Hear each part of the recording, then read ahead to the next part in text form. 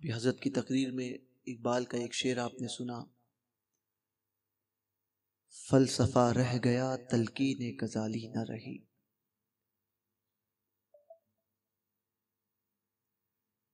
मदरसा और उसके कायम करने के पीछे मकसद क्या होना चाहिए, तालीम किस चीज का नाम है, इल्म किस चीज का नाम है कि 8 साल 10 साल किसी किताब को पढ़कर याद कर ले। इस चीज का नाम इल्म है, या उस किताब को पढ़ने का सलीका आ जाए, ढंग आ जाए, इस चीज का नाम इल्म है। या फिर जो हासिल किया उसे अपने अमली जिंदगी में लाने का नाम इल्म है।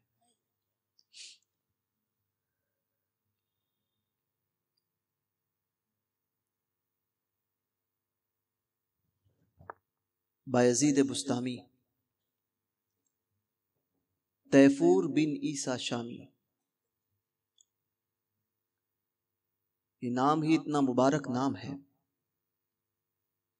सूफिया फरमाते हैं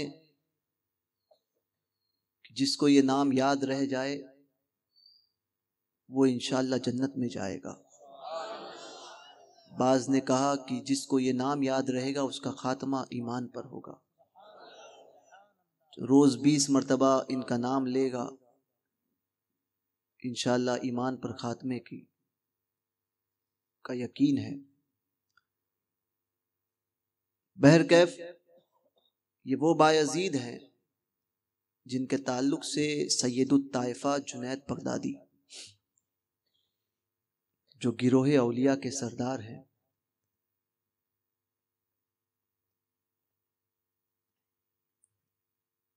बड़े पीर के मशाइख में से हैं। जुनैद बगदादी फरमाते हैं कि बायजीद का मकाम वलियों में ऐसा है जैसे फरिश्तों में जिब्राइल।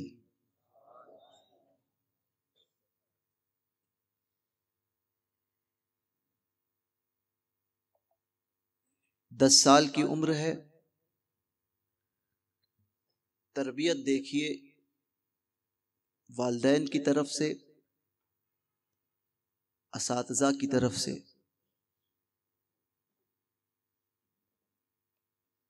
और फिर उस तरबियत को एक्सेप्ट करना, उस तालीम को एक्सेप्ट करना, अपनी ज़ात में मुकम्मल तौर पर उतारना। क्योंकि आज हालात पूरे हिंदुस्तान के हमारे सामने हैं। इर्द गिर्द के शहरों की, आपसे करीब में मुंबई की सरजमीन है या यहाँ के कई शहरों की खबरें आप तक पहुँचती है या पहुँच रही है।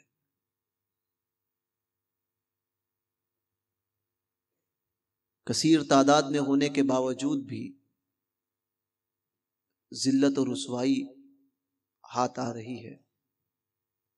वजह क्या है? हमने आजकल एक काम नया शुरू कर दिया है कि एक बहुत बड़े दानिश्वर ने कहा था कि बुज़दिल तरीन इंसान की पहचान ये है कि अपने खामियों को किसी और के सर पे रख दे।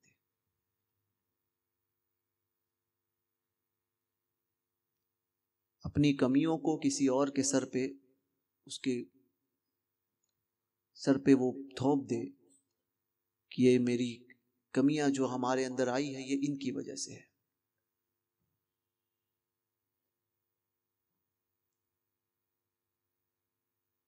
अपनी गलतियों को किसी और के माथे पर चस्पा कर दे।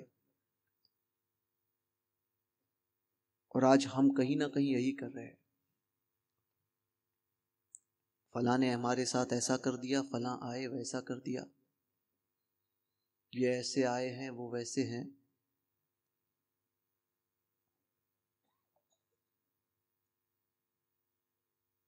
चूंकि हम अपनी खामियों को तलाश करना हमने छोड़ दिया है। 25 से 40 करोड़ के दरमियान की आबादी है बनाम मुस्लिम।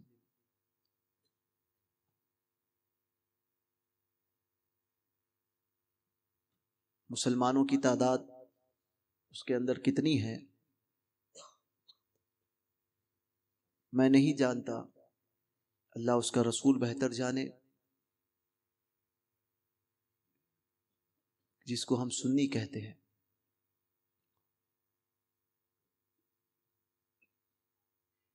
और एक वो वक्त था जो 1947 के वक्त में या उससे पहले बनाम मुस्लिम 6 करोड़ की तादाद थी।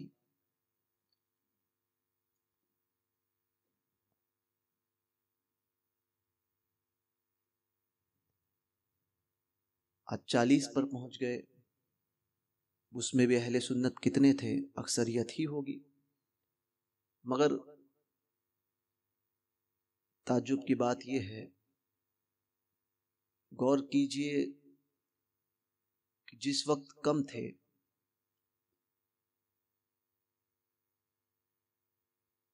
उस वक्त किसी की हिम्मत नहीं थी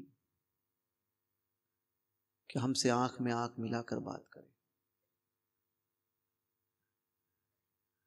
और आज इतनी तादाद में होने के बावजूद भी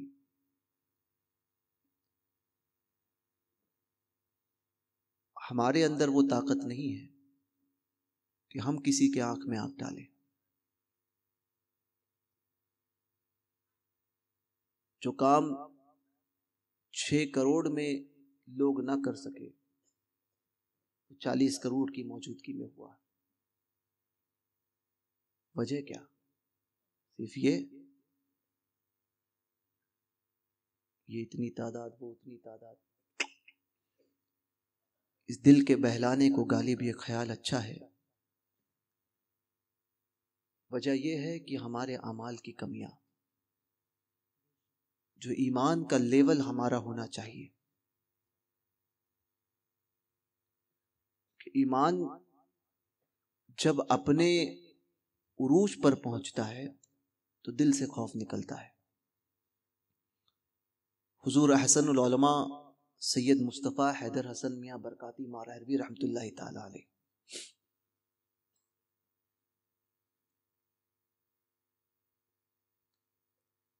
ये हुजूर शेर नेपाल के मुर्शिद इजाजत भी थे।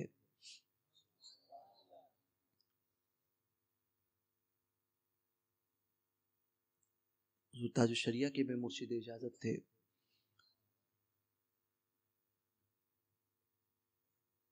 तो हुजूर अहसनुल उलमा जिन्होंने देखा है या जिन्होंने उनके मुतालिक सुना है, वो जानते हैं कि कैसे बाकरामत बुजुर्ग थे और उनके मर्तबे का, मकाम का आलम क्या था। अरे जो माँ के पेट से ही सर से लेकर पैर तक रेशमी कपड़े में लपेटा हुआ पैदा हुआ हो, पैदाइश जिसकी इतनी अनोखी हो, उसकी अजमत कैसी होगी, उसकी बुलंदी का आलम क्या होगा। जो माँ के पेट से पैदा हो रहे हैं तो रेशमी कपड़े में सर से पैर तक लपेटे हुए हैं, पैदाइश इतनी आला है। तो ये हुजूर हसनुल उलमा रहमतुल्लाहि ताला अलैह ये फरमाते थे कि दो चीजें एक दिल में जमा नहीं हो सकती।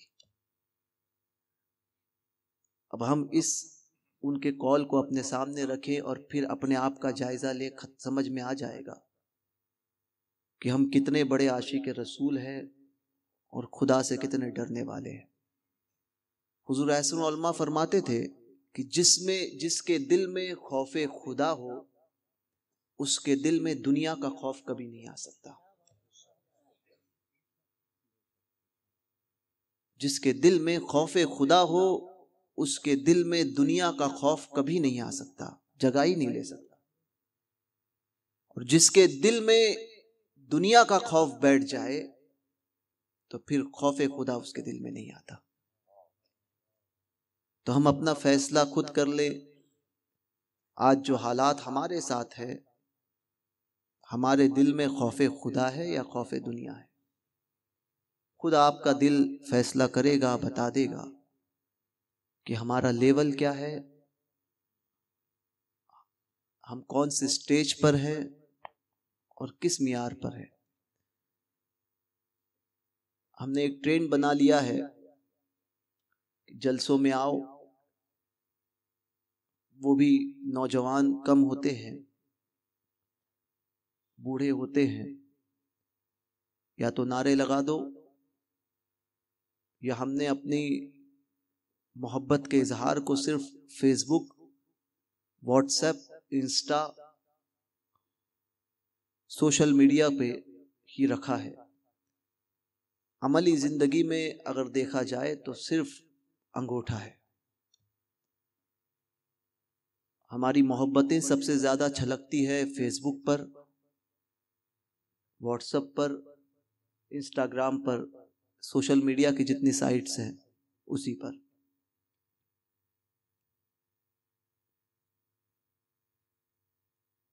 अमली जिंदगी तो फिर हम खुद जानते हैं कि हम कितने पानी में हैं, और इससे कुछ होने भी नहीं वाला सिवाय आपके खुद के नुकसान के। ये दीन हक है। अल्लाह तबारक व तआला कादिर मुतलक है, वो अपने दीन की हिफाजत करने पर आ जाए तो एक कुत्ते से भी हिफाजत फरमा ले। और क्या बात है, यहां से ये भी बात पता चलती है कि क्या बात है कि आज हम हुजूर का कलमा पढ़ते हैं, अल्लाह के एक होने का इकरार करते हैं, फिर भी दीन की हिमायत के लिए हमें चुना नहीं जा रहा। अपनी हैसियत को समझो कि हमारी हैसियत अल्लाह उसके रसूल की बारगाह में या सरकारों की बारगाह में क्या है या क्या हो गई है कि इस दीन की हिमायत के लिए अल्लाह तबारक व तआला ने सलाहुद्दीन अय्यूबी, महमूद गजनवी, नूरुद्दीन जंगी जैसे बहादुरों को पैदा किया, सुल्तान शमशुद्दीन अल्तमस जैसे बुजुर्गों को खड़ा किया, सुल्तान अब्दुल हमीद खान, सुल्तान सलीम, सुल्तान अब्दुल हमीद खान वो अल्लाह का बंदा है, सुल्तान सलीम वो अल्लाह का बंदा है कि जिसने बालिग होने के बाद में अल्लाह की इस सरजमीन पर बादशाहियत कैसी होती और फिर अल्लाह कैसा इनाम देता है। समझे, जब बंदे ऐसे होते हैं तो अल्लाह पाक इनाम कैसे अता फरमाता है। मैं बायजीद बुस्तामी की तरफ आऊंगा, बात निकली है बस इस बात की तरफ से फेर के पहुंचूंगा। इनाम कैसे अता फरमाता है। ये सुल्तान सलीम है, तुर्की का बादशाह है। मुहिउद्दीन इब्न अरबी ने जिसके ताल्लुक से बशारत दी थी कि जब सीन शीन में दाखिल होगा तब मेरी मजार जाहिर होगी। मुहिउद्दीन इब्न अरबी के विसाल के 300 साल तक आपकी मजार पोशीदा रही। लोगों को उसका इल्म नहीं था। 300 साल बाद सुल्तान सलीम ने मुल्क शाम को फतेह किया है, इसलिए आला हजरत ने मुहिउद्दीन इब्न अरबी को सुल्तानुल मुकाशिफीन फरमाया है। 300 साल बाद फतेह हुआ है मुल्क शाम, और सुल्तान सलीम मुल्क शाम में दाखिल हुआ, सीन शीन में दाखिल हुआ। आपने बशारत दी और मज़ार ज़ाहिर हुई। वो सुल्तान सलीम है जिसने अल्लाह तबारक व ताला की इस सरजमीन पर, इस धरती पर बालिग होने के बाद में कभी बेवजू कदम नहीं रखा है, कभी बेवजू कदम नहीं रखा। यहां तक कि जब सो के उठते थे तो अपने बाजू में एक पत्थर रखते थे, पहले तयम्मुम करते थे, तयम्मुम करने के बाद में फौरन बड़े कदमों से हौज की तरफ पहुंचते थे और फिर वजू फरमाते थे। कैसा एहतमाम था। ये महमूद गजनवी है,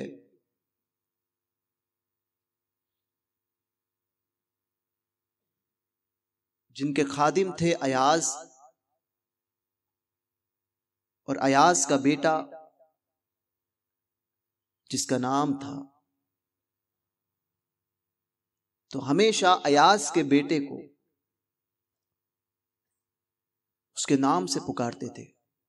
उसकी खिदमत थी, उसका काम था महमूद गजनवी को पानी पेश करना वजू के लिए। वजू करना होता, आवाज देते थे नाम लेकर। वजू का उसकी खिदमत थी, हजरत की खिदमत में रहना। कोई काम होता फौरन आवाज देते थे कि आओ मेरा काम कर लो। एक मर्तबा आवाज लगाई, अयास के बेटे कहां हो, आओ।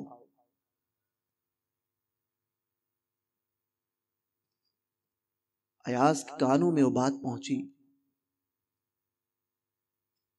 बादशाह से मोहब्बत भी थी और वफादार थे। आज हमारे यहाँ तो हाल ये है कि 100-100 रुपए में तो बिके हुए हैं। खबरीगिरी कैसे करना है ये हमारी कौम से पूछा जाए।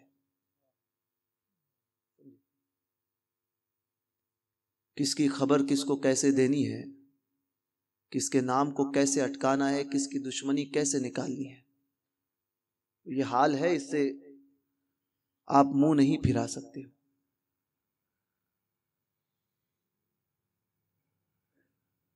किसकी दुकान को कैसे बंद कराना है, किसकी कमजोरी को किसी के सामने कैसे साबित करना है, ये हमारी कौम से बेहतर इस वक्त जो हालात है,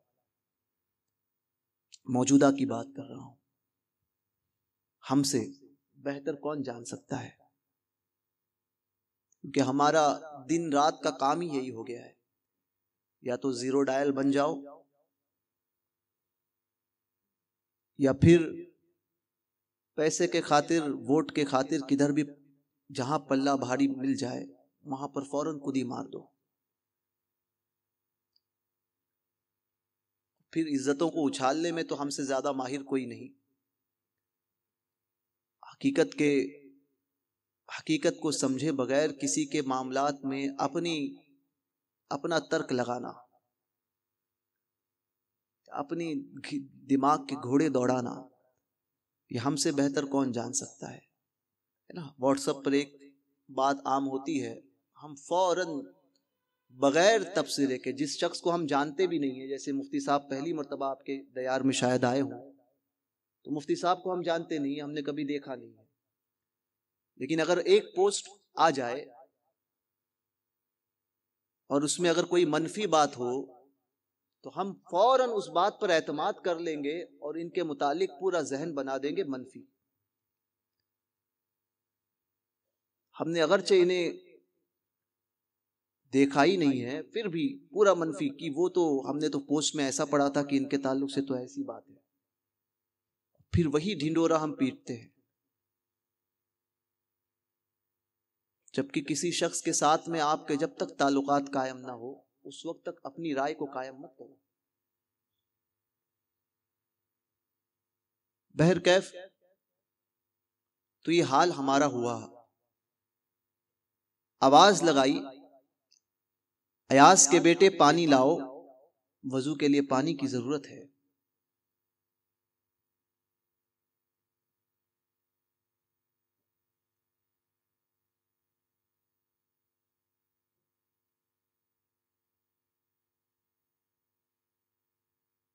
फौरन हजरत अयास पहुंचे और अर्ज की, बादशाह मुझसे कोई खता हुई है? कहा नहीं। मेरे बेटे से कोई खता हुई है? कहा नहीं। तो आज क्या बात है कि आप हमेशा मेरे बेटे को उसके नाम से पुकारते थे, आज आपने नाम नहीं लिया, बात क्या है? महमूद गजनवी का जवाब सुनिए। कहा, अयाज तुम्हारे बेटे का नाम हुजूर के नाम पर मोहम्मद है, और इस वक्त मैं वजू से नहीं था, मैंने ये गवारा नहीं किया कि अपनी जबान से हुजूर का नाम, जिस नाम पर हुजूर के नाम पर तुम्हारे बेटे का नाम रखा गया है, मैं वो नाम जो हुजूर का हो वो अपनी जबान से लूं।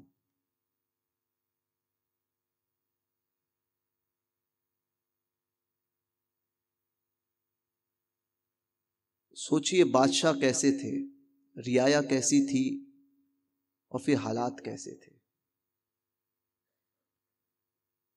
अब हम जैसे रियाया होंगे तो जाहिर सी बात है बादशाही किसको मिलेगी आप बेहतर जानते हैं।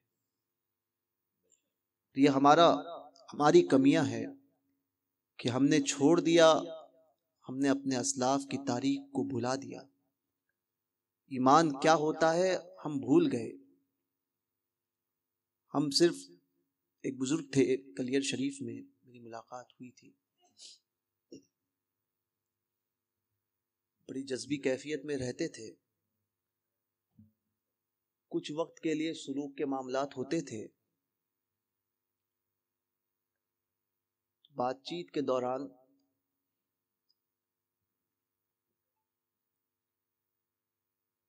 कहने लगे कि, मैंने पूछा कि यहाँ के हालात इतने खराब है, ये मामलात है, कैसे क्या मामलात चलेंगे?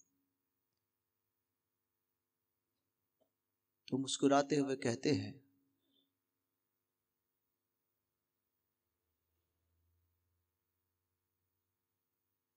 कि सब जाएंगे, सबको जाना है,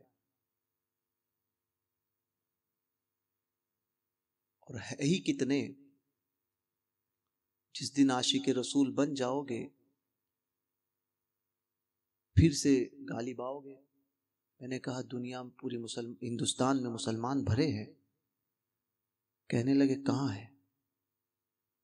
फिर कहने लगे कि इस वक्त पूरे हिंद में उंगली पर गिनोगे ना उतने आशिक रसूल मिलेंगे।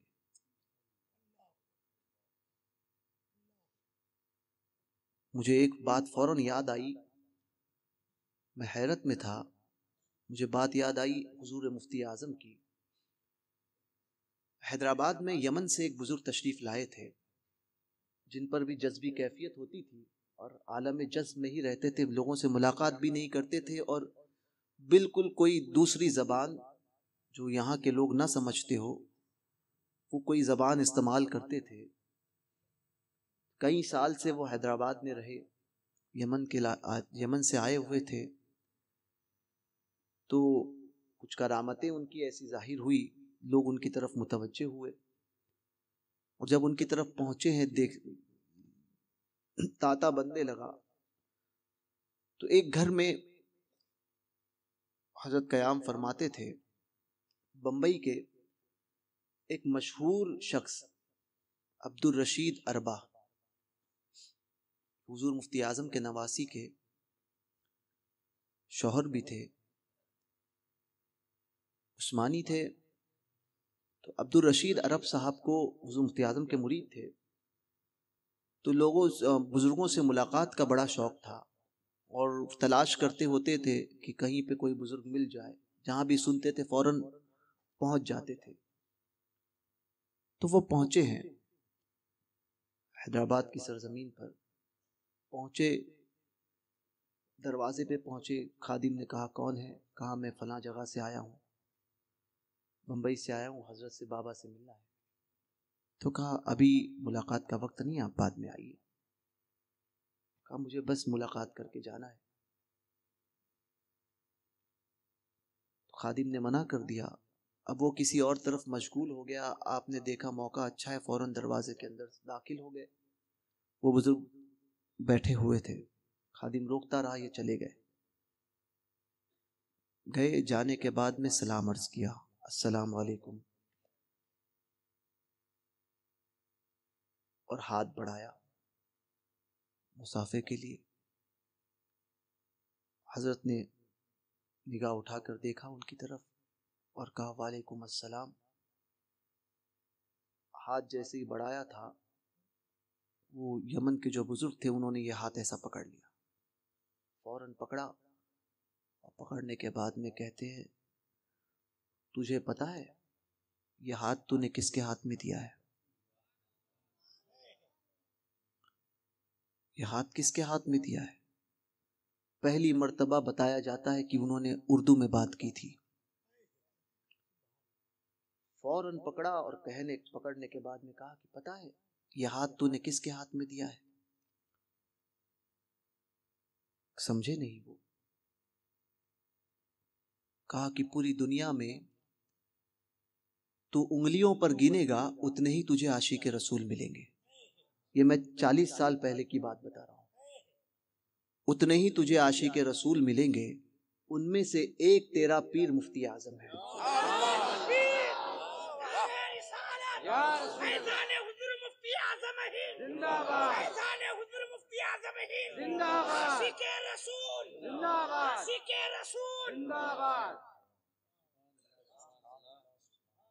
जबकि इन्होंने कुछ कहा नहीं था कि मैं किससे मुरीद हूं, कहां से आया हूं। कहा जैसे आया है फौरन उल्टे कदम लौट जा। मुझे वो बुजुर्ग से मुलाकात के बाद में वो यमन के उस बुजुर्ग का वाकया याद आया। तो उन्होंने कहा कि आशिक रसूल बन जाओ, फिर से तख्ता पलट जाएगा। तो देखिए आज हमारे हालात कहीं ना कहीं यही है। तो मैं यही कहूंगा कि व्हाट्सएप और फेसबुक पर या व्हाट्सएप के स्टेटस पर कोई ऐसी बात, क्योंकि अभी आपके करीब में ही इसी वजह से माहौल बिगड़ा है, स्टेटस के सुकैना कस्बे सकीना का, स्टेटस पे बात लिखने से कुछ नहीं होता है। स्टेटस पर हमारा दीन वो दीन है कि जिसे बताने के लिए हमें व्हाट्सएप और फेसबुक की जरूरत नहीं है। हमारे ना रहने के बाद भी ये दीन हक पर ही है, हक पर था और हक पर ही रहेगा, और यही दीन हक है। तो इस दीन इस्लाम को कोई मिटा नहीं सकता। इसकी फिक्र करना भी छोड़ दो। जो हम ये कहते हैं कि इसकी फिक्र करना, हमें इसकी फिक्र करनी ही नहीं है। मुसलमानों को दीन इस्लाम की फिक्र कर देना छोड़ देना चाहिए। हमें अपनी फिक्र करनी है कि हमें अपने आप को कैसे बचाना है और मुसलमान कैसे होना है। ये दीन हमेशा सरबलंद था, सरबलंद है और सरबलंद रहेगा। तो इन चीजों का ख्याल रखें और अपने ईमान को पुख्ता करें। इस बात की बहुत ज़रूरत है। तो ये बायजीद बुस्तामी है। अपनी आखिरी बात की तरफ आता हूँ। बायजीद बुस्तामी 10 साल की उम्र के हैं या उससे कम है। वालदा माजिदा ने को फिक्र हुई कि बेटे को पढ़ाना है, दीन का इल्म दिलाना है, क्या करूं? किसी ने कहा कि फलां शहर में, पड़ोस में एक शहर है, वहां पर एक मदरसा चलता है और उस मदरसे पे के चलाने वाले एक बहुत बड़े बुजुर्ग हैं। जो उनके पास जाता है, जो बच्चा उनके पास जाता है, उसकी जिंदगी संवर जाती है। खुद ऐसे पाबंद है और तवज्जो भी अपने अपने मदरसे के बच्चों पर इतनी खास देते हैं। कहा ठीक है। वालदा माजिदा लेकर पहुंची है मदरसे में। एक बेटा है, बुढ़ापे का भी सहारा है।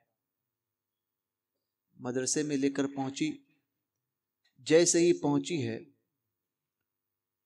वालदा ने उस्ताद से कहा, हुजूर मेरा बेटा है, मैं चाहती हूं कि इसे आप एक अच्छा बाअमल आलिम दीन बनाए। कहा ठीक है, मदरसे में छोड़ दो।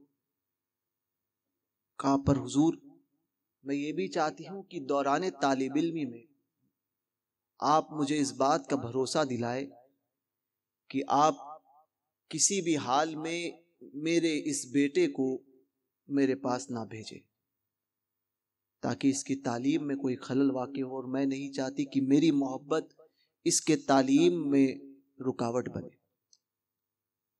उस्ताद ने कहा ठीक है, तुम जैसा चाहती हो वैसा ही होगा।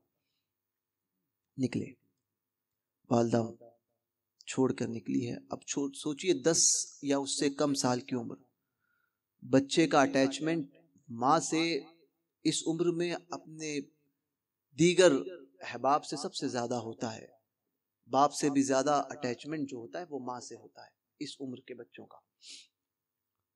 क्या बीत रही होगी माँ की जुदाई। माँ ने कहा कि बेटा पढ़ना है, जब तक आलिम बन ना जाओ तब तक मेरे पास ना आना। तरबियत देखिए माँ की। एक अरसा गुजरा है, माँ की याद आ रही है बायजीद को। तड़प गए, उस्ताद के पास गए और कहा कि हुजूर माँ से मुलाकात करने की इजाजत अता फरमाइए। बहुत अरसा गुजर गया है। कहा कि बेटा अब वक्त नहीं है। दूसरे दिन अब तकाजा बढ़ने लगा, चूंकि उस्ताद ने वहां वालदा को भरोसा दिलाया था कि मैं इसे मुकम्मल आलिम हो जाने तक नहीं भेजूंगा, और उस्ताद देखते थे कि बड़ा नेक बच्चा है, तो इसका दिल तोड़ना भी अच्छी बात नहीं। तो उस्ताद ने एक टालने के लिए एक शर्त रख दी। शर्त क्या थी? शर्त ये थी कि बेटा रोजाना कितना सबक सुनाते हो? 2 सफा सब सुनाते हैं, 1 सफा 2 सफा। बेटा मुकम्मल किताब तुम्हें सुनानी है, मुकम्मल किताब। अगर एक दिन में तुम पूरे सुना सके हो, और ये अलग अलग सब्जेक्ट है, टॉपिक्स है, ये पूरा जो रोज सुनाते हो 1 सफा आधा सफा, अगर तुमने मुकम्मल सुना दिया तो तुम्हें वालदा से मुलाकात की छुट्टी मिल जाएगी। बच्चे के सामने एक चैलेंज है। एक अरसा अगरचे गुजर गया हो, भले आप 3 साल या 4 साल समझ लें, फिर भी एक चैलेंज है कि एक आधा सफा पढ़कर सुनाना, याद करना, ये कितना भारी होता है, और एक मुकम्मल किताब उसको भी याद करना, और एक नहीं हर सब्जेक्ट की उसको सबक सुनाना है।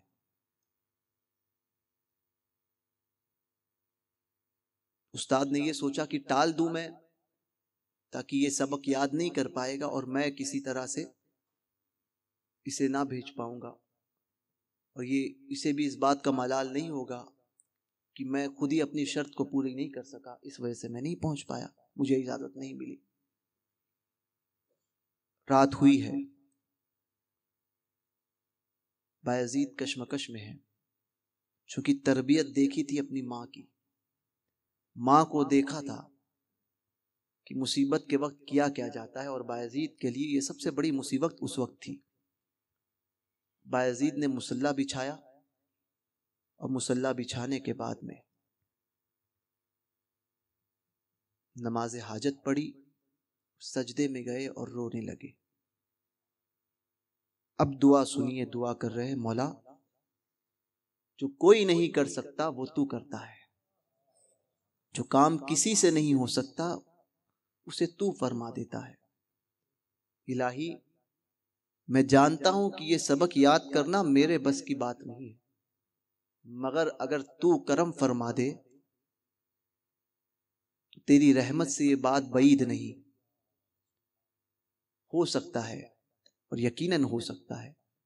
परवरदिगार मैं तेरी बारगाह में आया हूँ, दुनिया वाले की बारगाह में आता, दुनिया की बारगाह में जाता तो हो सकता था कि धुतकार दिया जाता। आज तेरी बारगाह में आया हूँ, परवरदिगार मेरी लाज रख ले। अब सोचिए, सच्चे दिल से मांगी हुई दुआ। आज हम भी दुआएं मांगते हैं, फला चला जाए और फला आजाद हो जाए, लेकिन हमारी दुआएं जो है यहां से कभी हुई नहीं ना, सिर्फ यहां से होती है। और फिर हमारी दुआ कम होती है, लोगों के लिए बद्दुआ ज्यादा होती है, समझे। आजकल तो एक ट्रेंड चला है कि लोगों में हजरत, खास तौर पे सादातों को ये ख्याल रखना चाहिए। मैं अक्सर देखता हूँ, इल्ला माशाल्लाह, मगर अक्सर आजकल मैं देखता हूँ कि कोई बात होती है तो लोग यही कहते हैं कि नाना से कह दूंगा, दादा से कह दूंगा, दादी से कह दूंगा, समझे, बाबा से कह दूंगा, जैसे उन्हीं के गोद से बराह रास्त पैदा हुए हैं, समझे। ये चीज आम हो गई है, आज से 15 साल पहले नहीं थी। मैं उसका बेटा हूं, मेरे रगों में फला का खून है, मेरे दादा वो है, मेरे परदादा वो है। भैया तेरे परदादा दादा होने और उनकी विलायत से किसको इनकार? तू क्या है वो बता, समझे। बाप दादा की कमाई हुई दौलत पर हर कोई उछलता है। कमाल तब है कि खुद दौलत कमाओ और खुद अपने दौलत के बलबूते पर अपना नाम कमाओ, समझे। तो ये बाप दादा के नाम पर कि मैं तो आजकल ये 10-15 साल से मैं सादात को खास तौर पे मुतवज्जे करना चाहता हूँ कि ये ठीक नहीं है कि मैं मेरे दादा से कह दूंगा, मेरे दादा को। अभी मुझे एक शख्स ने मैसेज किया था, तो फला सैयदजादे हैं हम, फला, ठीक है भाई। तो जो बात हुई तो कहने लगे कि हम भी नाना हुसैन की औलाद में हैं। मुझे हैरत हुई, मैंने कहा कि ये अल्फाज यानी सोच देखिए, इमाम आली मकाम की औलाद होना ये एक बहुत बड़ा शर्फ है, हसनैन करीमैन की आल होना, मगर फ़र्क मरातिब का ध्यान रखना चाहिए, समझे। फ़र्क मरातिब, सैयदा खातून जन्नत है जो हुजूर के जिगर का टुकड़ा है। बुखारी उठाकर देख लो, किसी हदीस में ये नहीं कहती कि बाबा, हदीसों को उठाकर देख लो, जब भी फरमाते हैं तो फरमाते हैं काल काल रसूलुल्लाह सल्लल्लाहु अलैहि वसल्लम, हुजूर फरमाते हैं। क्यों? इमाम ज़ैनुल आबिदीन, इमाम बाकिर, इमाम जाफर सादिक, गौस पाक, ये तो वो सादात हैं कि जिनकी सियादत पर कोई शक व शुबा नहीं। हम आज 50, 40, 35 पुश्तों में आने के बाद में इतना उछलते हैं, जरा और करीब चले जाइए, जो 8वीं 5वीं दूसरी तीसरी पहली दूसरी 5वीं पुश्तों के थे, उनके अमल जिंदगियों को पढ़िए। गरीब नवाज ने कभी एक किसी किताब में कहा है कि मेरे नाना फरमाते हैं, अरे हक तो उनका था,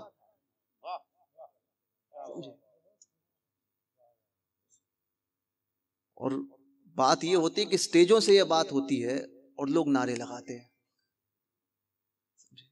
मैं नाम नहीं लूंगा किसी का, लोग बड़े समझदार हो गए, समझे।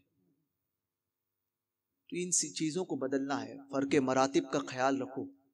ये बुजुर्गों की बारगाह है, बुजुर्गों की, समझे। ये शर्फ है, ये उनका करम है, ये अल्लाह का फजल है कि तुम्हें उनकी आल में से बना दिया, समझे। मगर अपने नसब पर इस तरह से इतराना, और फिर कि किसी से कुछ बात हो गई, फला आलिम ने अगर किसी की कोई इस्लाह कर दी तो कह देते हैं कि मौलाना साहब आप जानते नहीं हैं, हम कह देंगे, बद्दुआ दे देंगे। भैया ये चीज बड़े पीर ने तो कभी नहीं की, गरीब नवाज ने तो कभी नहीं की, सरकार नूर ने तो कभी नहीं की है। हमारे बुजुर्गों का तरीका तो ये रहा कि उनकी बारगाह में किसी से कोई खता भी वाक़े हो जाती थी तो ये नहीं कहते थे कि बद्दुआ दे दूंगा, समझे। वहां पर तो खताओं पर भी अताएं होती थी, और यहाँ पर इस्लाह पे भी जो है वो डांट दिया जाता है कि मौलाना साहब ने मुझसे कहा कैसे, मेरे मर्तबे का लिहाज कैसे नहीं किया, समझे, मेरा नसब क्यों नहीं देखा। भाई नसब अपनी जगह पर, इल्म अपनी जगह पर है। तो इन चीजों का ख्याल हमें रखना होगा। खास तौर पे मैं यहाँ जितने सादात मौजूद होंगे उन सब से कहूंगा कि इल्म हासिल करो, समझे। ये आपके घर से निकला है ना, तो आप इसके ज्यादा हकदार है कि आप उसकी तरफ मुतवज्जे हो, समझे। आप नाइबे रसूल बनो आले रसूल के साथ, फिर देखो आपके अजमत पर हमारे एक बड़े करम फरमा वो हाजी इस्माइल जानी साहब, दारुल उलूम इमाम अहमद रजा, वो कहते थे कि बोले दूसरों को इतना खोदने के बाद में अगर पानी मिलता है, मिले ना, तो सैयद ज़्यादा अगर इतना, सिर्फ इतना एक बालिश अगर खोद दे तो उसे मिल जाएगा।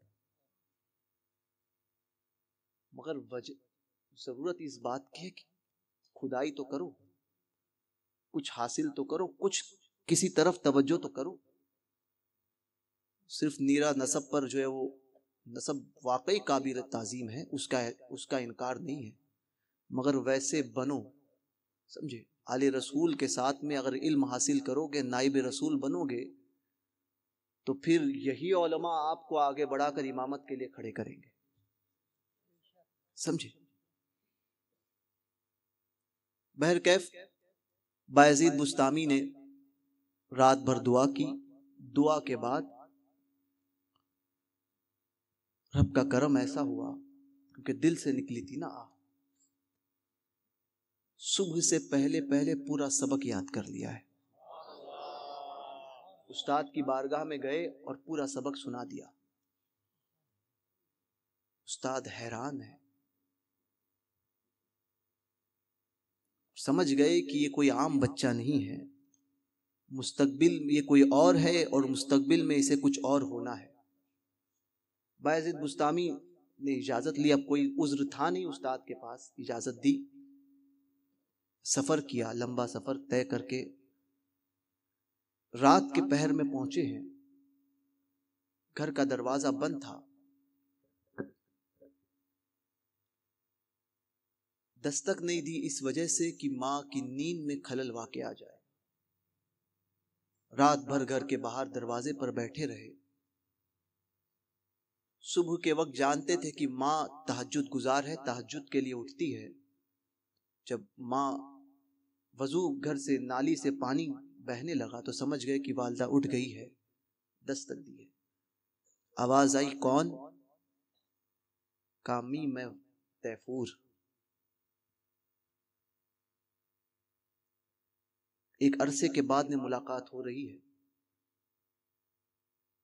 मां ने कहा, आ गए? क्या आलिम बन गए? कहा, नहीं अम्मी, अभी तो पढ़ाई चालू है, अभी तो बहुत कुछ पढ़ना है। कहा कि बेटा, मैंने तुम्हें वहां आलिम बनने के लिए छोड़ा था, दरवाजा नहीं खुला है। जिस कदम से आए हो उल्टे कदम फिर लौट जाओ। मैं मुलाकात नहीं करूंगी, मैं तुम्हें एक आलिम दीन बना हुआ देखना चाहती हूं। मैंने इसलिए नहीं कहा, तुम्हें छोड़ा था कि तुम आओ बीच में से और मुझसे मुलाकात करो। आंखों से आंसू है, निकले, सफर किया, मुलाकात नहीं की, उल्टे कदम हुए। 1-2 साल, 4-5 साल नहीं या 8 साल में फरागत नहीं हुई है, 16 साल लगे हैं। 16 साल बाद आलिम बने हैं, और आलिम बनने के बाद जब पहुंचे हैं मां के पास, कदमों को बोसा दिया है। अब जुमले सुनिएगा और फिर याद रखिए कि जब माएँ ऐसी हो, तरबियत ऐसी हो और फिर मामलात ऐसे हो, तो फिर इस्लाम ही गालिब आता है। क्योंकि रूहानियत का रिश्ता जो है हमारा छूट गया है। ये मीडिया में अक्सर कहता हूं कि दिल का मीडिया हमारा कमजोर हो गया है ना, इसलिए हम इस मीडिया का जो है फोटो का वीडियो का सहारा ले रहे हैं। और इस मीडिया ने क्या हंगामा करके रखा है और क्या तमाशा कर रखा है, या आप सब बेहतर जानते हैं कि इससे फायदा कितना हुआ और नुकसान कितना ज्यादा हुआ है। क्यों? क्योंकि ये मीडिया कमजोर हो गया, रूहानियत कमजोर हो गई, रूहानियत का फुकदान है। और इसी वजह से हर कोई आता है, वो एक मुफ्ती आजम अकेला तन्हा मर्द कलंदर था, है, जिसने हुकूमत के आंख में आग डालकर कहा था, है, अहमद रजा के बेटे मुस्तफा रजा का फतवा नहीं बदलेगा, अगरचे हुकूमत को बदलना पड़े, है। उस वक्त भी एक नारी की हुकूमत थी, जो नारी थी, नारी है और नारी ही रहेगी। तो उस नारी की हुकूमत को ललकारा था, मजाल नहीं थी हुकूमत की कि मुफ्ती आजम को गिरफ्तार करे। वजह क्या है? एक तन्हे तन्हा, सारी हुकूमत एक तरफ है, इमाम अहमद रजा का वो लाल एक तरफ, सारी हुकूमत मिलकर भी जिसको गिरफ्तार न कर सकी, जो मेजॉरिटी में और पावर में नहीं पहुंच पाई, जिसके गिरेबान को हाथ लगाना तो दूर, जिसकी तरफ निगाह उठाकर देखना उसके बस की बात नहीं थी। वजह क्या थी? वजह यही कि ये मीडिया बड़ा मजबूत था। वो जो यहां से जो तार जुड़ी होती है ना ऊपर तक, वो इतनी मजबूत थी कि वो जानते थे कि अगर इस तार को छेड़ दिया तो फिर सारी तारें छिड़ जाएगी और फिर ऐसा करंट पास होगा कि हमारी नस्लें भी नहीं देख पाएगी। वो मीडिया, उस मीडिया को मजबूत करने की जरूरत है। क्या वजह है कि सारे गीदड़ आजकल रावजी है ना, वो आजकल निकले हैं, जो क्या बलवाई मौलाई तो हम हैं अल्हम्दुलिल्लाह, जो अबू बकर उमर उस्मान का चाहने वाला हो वही मौलाई है, जो साहबा से मोहब्बत करता हो, खास तौर पे हजरत अमीर माविया से, वही सच्चा मौलाई है। ये तो बलवाई लोग हैं, तो बलवाई निकले हैं। क्या वजह है? आप देखिए कि ये सारे बलवाई मिलकर चूहा मीटिंग करके जो ऊपर आए हैं और अब खुले तौर पर बोलते हैं, है? 70 साल के उम्र में जाकर लोग बहक रहे हैं, समझे? 70 साल के बाद में जो दिल में था वो जबानों पर लोगों के आ रहा है। नाम किसको बताऊं मैं, तो वो जबानों पे आ रहा है। पता क्या चल रहा है? पता यही चल रहा है कि जब शेर जंगल में मौजूद रहता है ना, तो किसी गीदड़ की मजाल नहीं होती। क्या है वो? एक ताजुश शरिया, जिसकी खामोशी इतनी भारी थी कि उस रावजियत ने अपना सर उठाना गवारा नहीं किया था। समझे? जानते थे कि शेर मौजूद है।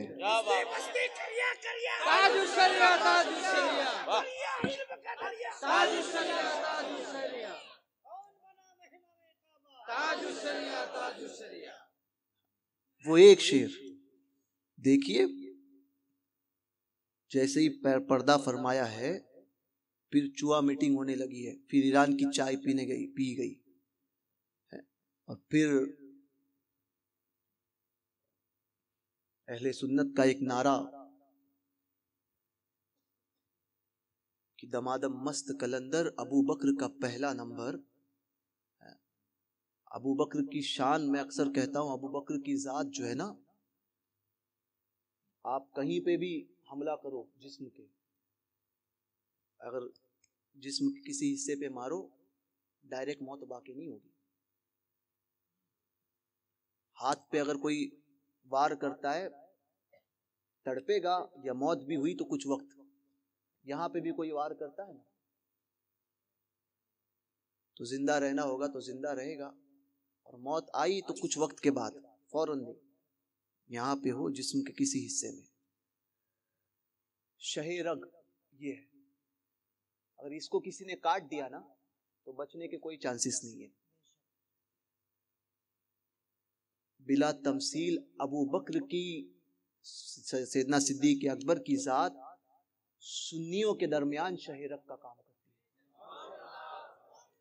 और इसको काटा गया तो फिर जो है वो बचने के कोई चांसेस नहीं है। तो पहले तो सहाबा पर भौंकते थे, अब अबू बकर सिद्दीक की अफजलियत पर और उनकी मकाम और मर्तबे पर भौंकने लगे हैं। तो पहचानो सुन्नियों।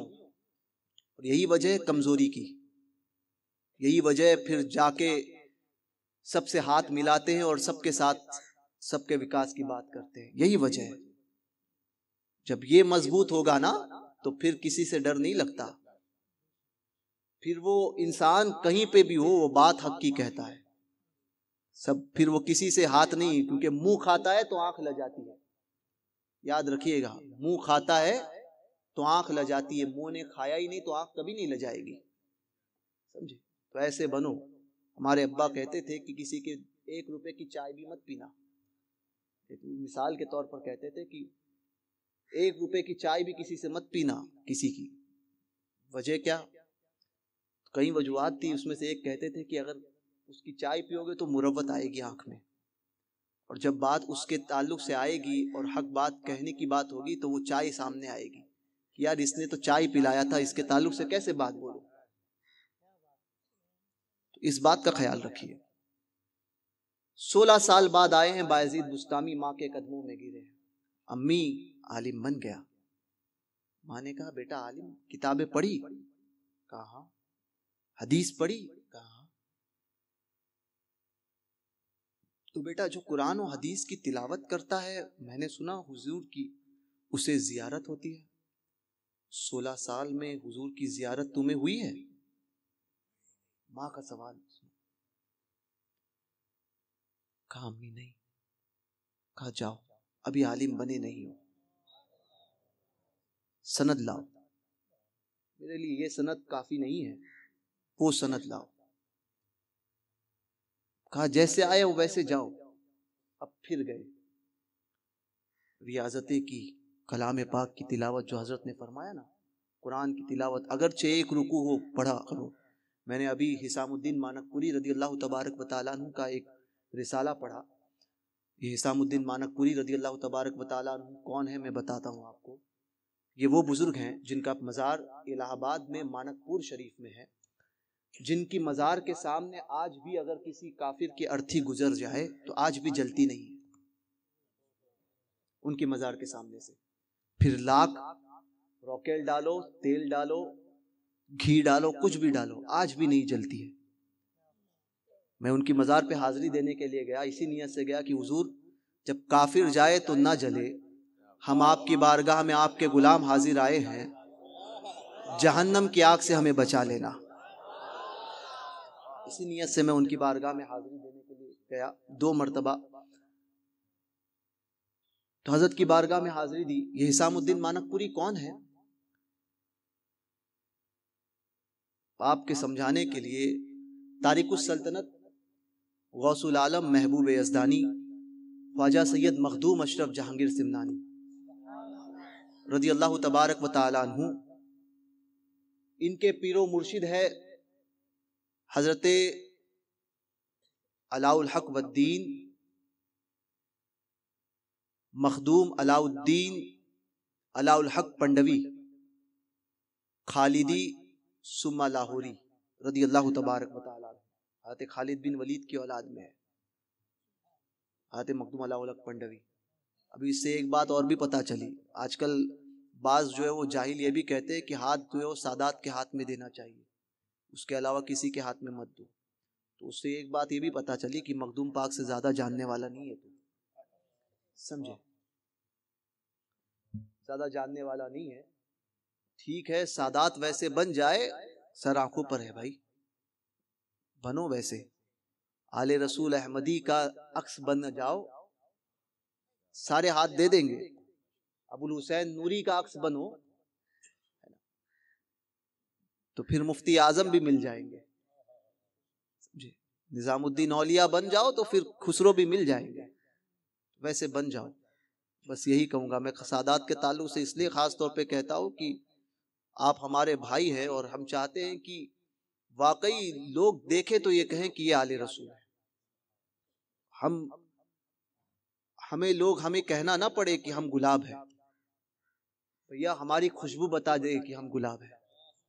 अपने अमल को, अपने मामलात को ऐसे बनाओ। नसब लेकर और शजरे लेकर घूमने नहीं पड़े कि भाई आओ हम फला की औलाद में इतनी पुश्त में आते हैं, फला की औलाद में इतनी पुश्त में आते हैं ना। अपने अमाल को ऐसे बनाओ कि लोग देखकर पहचान जाए कि जिसका जिसका किरदार इतना अच्छा हो वो कोई और नहीं, वो आले रसूल ही हो सकता है। हाशमी की पहचान हुजूर ने बताई है ना कि फितनों के वक्त सबसे पहले आगे आएगा जो हाशमी होगा। वो जब फितना बरपा हो तो उसके मुकाबले में सबसे पहले आगे आएगा। फितना जब बरपा हो तो सबसे ज्यादा साबित कदम रहेगा। हाशमी कौन है?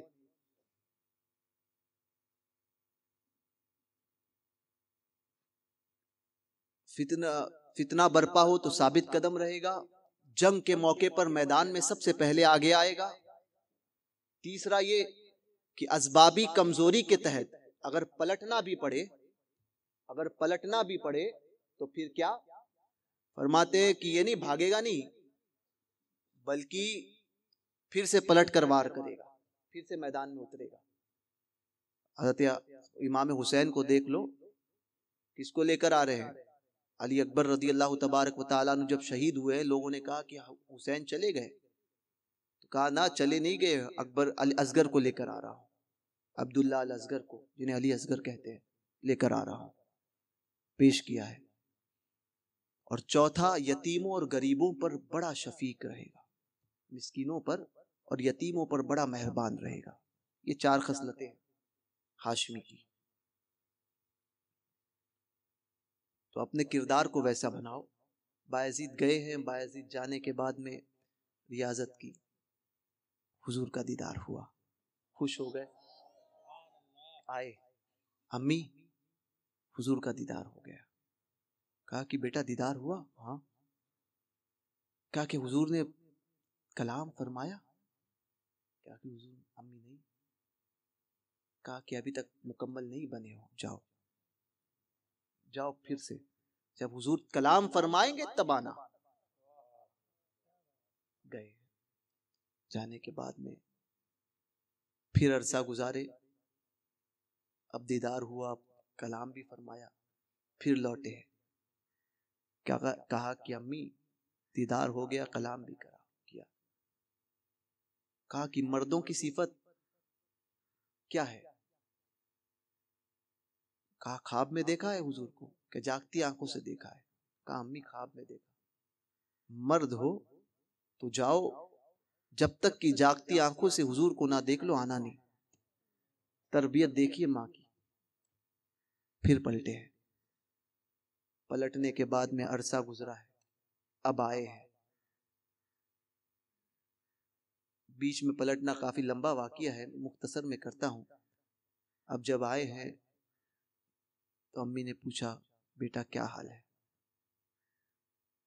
कहा कि अम्मी हुजूर को जागती आंखों से देखा है। कहा क्या हाल है? कहा कि अम्मी अब जब तक अत्तहियात में हुजूर पर दरूद पढ़ता हूं और जब तक हुजूर को ना देख लूं और हुजूर जवाब ना दे दे तब तक आगे नहीं बढ़ता। अब कैफियत ये हो गई है बायजीद की।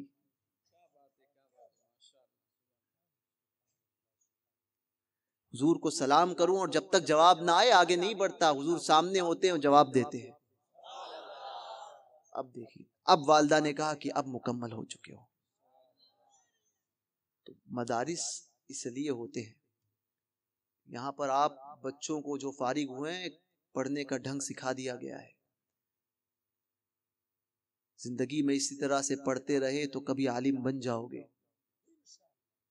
और यही सोच रखना अपने आप के अंदर और इसी सोच से आगे बढ़ना और वो रूहानियत पैदा करो जिसकी जरूरत है। जी, एक बुजुर्ग कहा करते थे कि आम लोगों की दो आंखें हैं, आलिम को अल्लाह ने 4 आंखें अता की है, सुबह से शाम तक वो काल अल्लाह व काल रसूल करता रहता है। अगर वो अपने मामलात में बुलंद हो जाए तो उससे बड़ा वली कोई नहीं हो सकता। और इसी चीज की आज जरूरत है। रूहानियत को मजबूत करो, खुद ब खुद सारे मामलात आसान होते जाएंगे, हल होते जाएंगे। मस्जिदों में और मदरसों में या अपने घरों में तवज्जो दो कि हमारे अंदर क्या कमियां हैं। दूसरों की कमियां बहुत देख चुके हैं, अपनी कमियों को तलाश करो कि कैसी कमियों को दूर करना है, क्या होना चाहिए, कितना आगे बढ़ना चाहिए। बस यही पैगाम है, इस पर अमल करने की कोशिश करो। दौरान गुफ्तगू अगर कोई गैर शरई कलिमात मेरी ज़बान से निकले हों तो इन उलमा सादात की मौजूदगी में आप सबको गवाह बनाकर मैं उन तमाम गैर शरई बातों से तौबा और रुजू करता हूँ। और मेरी किसी गैर शरई बात पर आपने हामी भरी हो तो आप भी तौबा और रुजू करें। पढ़ें अस्तगफिरुल्लाह रब्बी मिन कुल्ली ज़ंबि व अतूबु इलैहि, ला इलाहा इल्लल्लाह मुहम्मदुर रसूलुल्लाह सल्लल्लाहु अलैहि वसल्लम।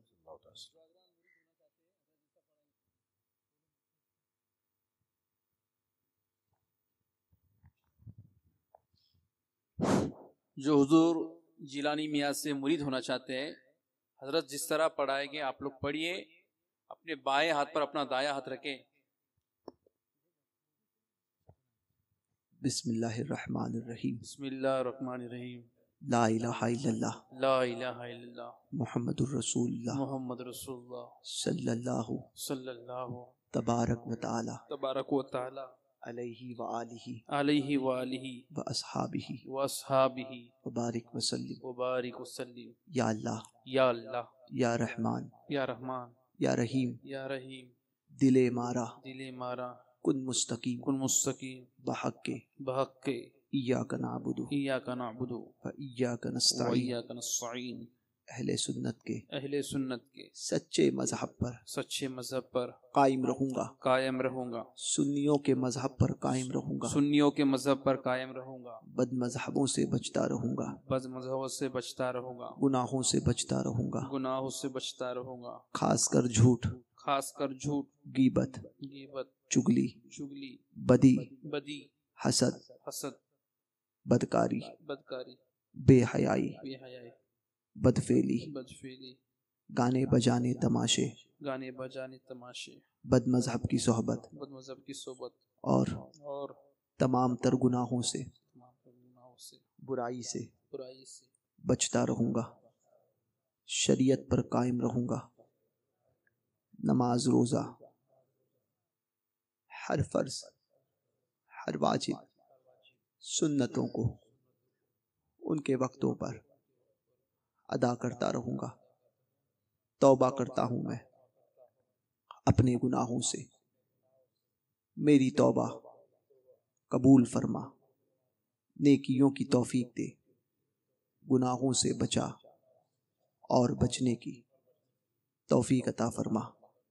मैंने अपना हाथ गौसे पाक के दस्ते पाक में दिया, मैंने अपना हाथ गौसे पाक के दस्ते पाक में दिया, मैंने अपना हाथ गौसे पाक के दस्ते पाक में दिया। इलाही मुझे गौसे पाक के मुरीदों में कबूल फरमा। कयामत के दिन उनके गिरोह में उठा सिलसिले के फैजान से माला माल फरमा। मशाइखे सिलसिला और बुजुर्गों का फैजान दुनिया व आखिरत में मुझ पर जाहिर फरमा। आमीन या रब्बल आलमीन। आखिरी बात अर्ज कर दूं, मैं भूल गया था। मखदूम अलाउल हक पंडवी के साहबजादे हैं नूर हक कुतुब आलम। नूर हक कुतुब आलम के मुरीद और खलीफा हैं हजरत हिसामुद्दीन मानकपुरी रहमतुल्लाहि ताला अलैह।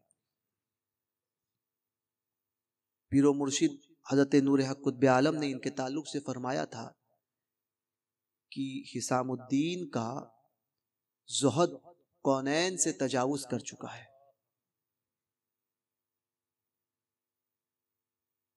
इस कदर विलायत के ऊंचे मर्तबे पर फाइज थे, निगाह डालते थे वली बनाते थे। ये हुसामुद्दीन मानकपुरी रहमतुल्लाहि ताला अलैह ये अपनी किताब में लिखते हैं कि मकामे कुतबियत पर ही क्यों ना पहुंच जाओ, फिर भी कुरान पाक की तिलावत मत छोड़ना। तो रोज सिर्फ एक रुकू ही क्यों ना हो, कम से कम उसको पढ़ लिया करो, घर में उसकी तिलावत किया करो। मगरिब बाद में सूरह वाकिया पाबंदी से पढ़े, घर में भी औरतों को जिससे फाका नहीं होता, तंगदस्ती नहीं आती, खुद भी इसकी पाबंदी करे। सूरह यासीन शरीफ रोज़ाना पढ़ा करे, सूरह फतेह है, सूरह रहमान है, इसकी तिलावत कम से कम रोज़ाना हो। और दीगर जो है एक रुकू कम से कम या 1 से 2 सफ़े कम से कम जो है पढ़ा करे। अल्लाह तबारक व तआला कहने सुनने से ज़्यादा अमल की तौफीक अता फरमाए। अस्सलामु अलैकुम व रहमतुल्लाह। सलातु वस्सलामु अलैका या रसूल अल्लाह व अला आलिका व अस्हाबिका या सय्यदी या नूर अल्लाह सल्लल्लाहु तआला अलैहि वसल्लम। अलैका सलाम।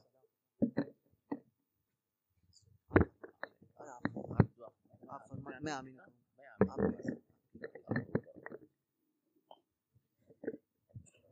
अल अम्र फ़ौक़ल अदब, हुक्म है हज़रत का, इसलिए बिस्मिल्लाहिर्रहमानिर्रहीम। अल्लाहुम्मा सल्लि अला सय्यिदिना मौलाना मुहम्मदिन मअदनिल जूद वल करम व आलिहिल किराम व इब्निहिल करीम बारिक वसल्लिम। या रब्बी बिल मुस्तफ़ा बल्लिग़ मक़ासिदना वग़फ़िर लना मा मज़ा या वासिअल करमी हुवल हबीबुल्लज़ी तुरजा शफ़ाअतुहु लिकुल्लि हौलिन मिनल अहवाल मुक़तहिमी। परवरदिगार आलम, इस पाकीज़ा महफ़िल को अपनी बारगाह में कबूल फरमा। या अल्लाह, तेरे महबूब के प्यारे शहज़ादे यहाँ पे जलवाबार हैं, इनके वसीले से हम सब दस्त बदुआ हैं। मौला, यहाँ जितने हमारे अहबाब हाजिर हैं, सबकी हाज़िरी कबूल फरमा। जाने से पहले सबको अपने बख्शाए बंदों में शामिल फरमा ले। या अल्लाह, हमारे मुल्क हिंदुस्तान में अमन व अमान पैदा फरमा। हम सबको सच्चा, अच्छा, पक्का, नेक मुसलमान बन के जिंदा रहने की तौफीक अता फरमा। दारुल गौसिया को, उसके मुआविनीन को और जुमला अहले ईमान को मौला दिन दूनी रात चौगुनी तरक्की अता फरमा। जो तलबा फारिग हुए मौला, उन्हें दीन का सच्चा खादिम बना। ईमान पे इस्तिकामत, ईमान पे ज़िंदगी और सलामती ईमान के साथ मौला हम सबको मौत अता फरमा। अल्लाहुम्मा रब्बना समिअना व अतअना गुफ़रानक रब्बना व इलैकल मसीर बिरहमतिका या। हज़रत सबसे मिलेंगे आराम से।